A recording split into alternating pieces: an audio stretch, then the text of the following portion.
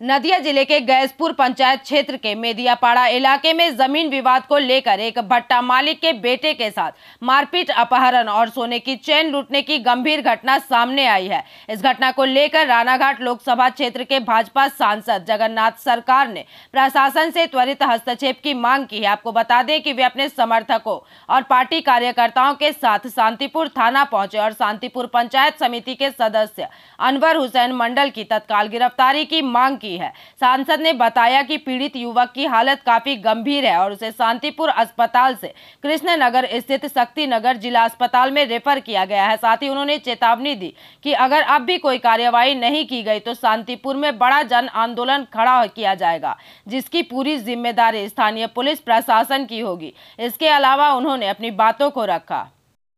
गतकालके complain तैरी हयनि मौखिक भावे इच्छा करले पुलिस धरते पारतो কিন্তু তাকে ধরেনি, যেহেতু কেস হয়নি।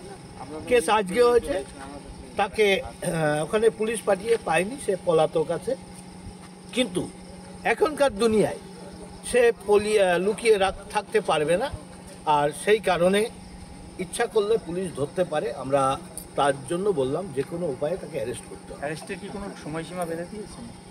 সে সময় কিছু বলা হয়নি, উনি কথা দিয়েছেন আমি অ্যারেস্ট করব, পালিয়ে থাকতে পারবে। একটা জিনিস যেটা 2022 সালে একটা নোটিশ বেরোয়, ডিএম নিজে একটা শ্মশান চর্চিত কারণে ওখানে সমস্যার কারণে ইটভাটা বন্ধ করার একটা নোটিশ জারি করেছিলেন।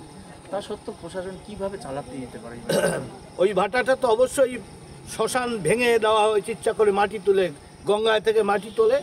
ডিএম ওটা চেষ্টা করেছিলেন, পরবর্তীকালে ডিএম এর বদলি হয়ে গেছে আর এখন চলছে। পেছনে নিশ্চয় দলীয় মদত না থাকলে হয় না, তৃণমূলের একটা অংশ তাকে মদত দিচ্ছেই।